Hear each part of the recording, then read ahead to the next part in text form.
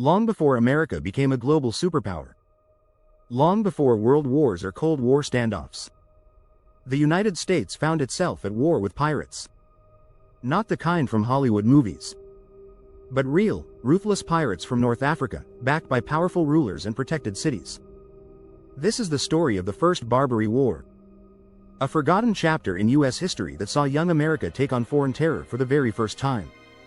And where the U.S. Marines earned the line to the shores of Tripoli. It's the early 1800s. The United States is a young, fragile country with a tiny navy. But American merchant ships are crisscrossing the Mediterranean, trading goods with Europe and beyond. There's just one problem. The Barbary states, North African kingdoms like Tripoli, Tunis, Algiers, and Morocco. Their economies thrive off piracy, kidnapping sailors, and demanding ransom or tribute in exchange for peace. For decades, European powers paid up.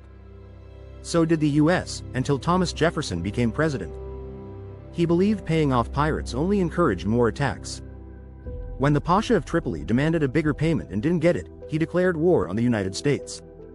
America, for the first time in its history, sent warships across the Atlantic. The U.S. Navy, though small, was determined.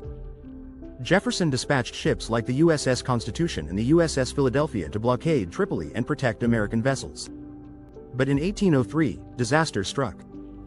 The USS Philadelphia ran aground off Tripoli and was captured intact by enemy forces. Its crew was imprisoned. The ship was turned against the Americans. But then came one of the boldest operations in U.S. naval history.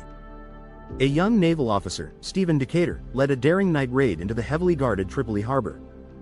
He and his men boarded the captured Philadelphia and set it ablaze, ensuring it could never be used against them. British Admiral Lord Nelson reportedly called it the most bold and daring act of the age.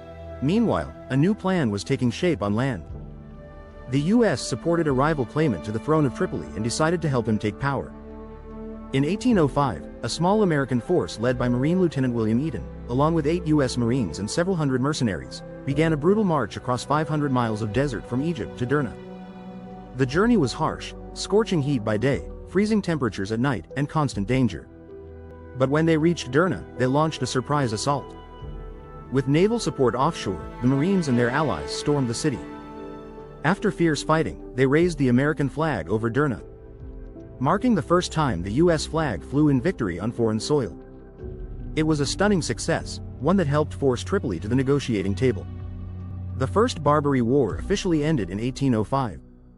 America had proven that it would fight for its interests abroad, and that it wouldn't be intimidated by stronger or more established powers. The war shaped the identity of the U.S. Navy and Marine Corps. It led directly to the line in the Marine Corps hymn, from the halls of Montezuma to the shores of Tripoli. And more importantly, it signaled that the United States, still in its infancy, was ready to stand tall on the world stage. It wasn't about conquest.